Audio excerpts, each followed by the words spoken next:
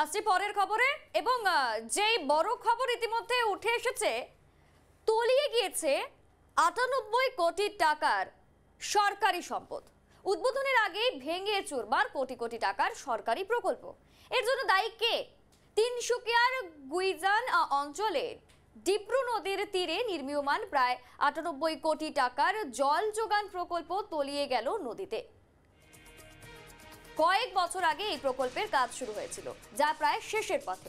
হয়তো কিছুদিন পর এই প্রকল্পের মাধ্যমে তিনসুকিয়ার সাথে লক্ষ লক্ষ জনগণ এই সুবিধার জেরে কিন্তু তারা পানীয় জল পেতেন, কিন্তু সরকারি প্রকল্প শুভ উদ্বোধনের আগেই কিন্তু কার্যত ভেসে গেল নদীর জলে।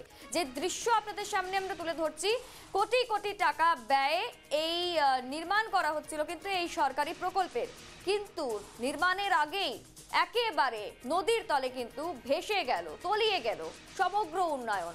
এই রয়েছে উন্নয়নের চিত্র, যা উঠে এসেছে একেবারে তিনসুকিয়ার গুইজান অঞ্চল থেকে।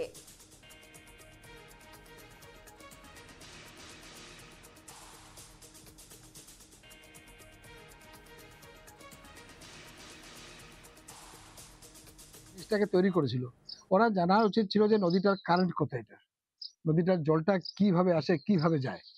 ওইটা না জেনে বলে একটা আমি হিসেব ফালিয়ে দিলাম, ওটা তো পসিবল না। মানে এটা একদম বেকার প্রজেক্ট এটা করছে। যদি এই প্রজেক্টটাকে যদি একটু ভিতরে নিয়ে কাজ করতো, তাহলে এই প্রজেক্টটা সুন্দর প্রজেক্ট ছিল, যে পাইপটা নদীতে ফেলে পাম্প দিয়ে জলটা নিয়ে যাবে, তারপর এটাকে তিনসুকিয়া ডিসপ্যাচ করবে, তখন এটা প্রজেক্ট সুন্দর ছিল, মাটিও ছিল। এটা যদি ভালো করে করলে পরে বহুত সুন্দর প্রজেক্ট ছিল। কিন্তু এটা মাইনরলি, মানে আমি ইঞ্জিনিয়ারের কথাও জানি না, বা যে কন্ট্রাক্ট যে ওটাও জানি না যে ওরা কি, বা লোকাল পাবলিকের সাথে কোনোদিন ওরা কোনোদিন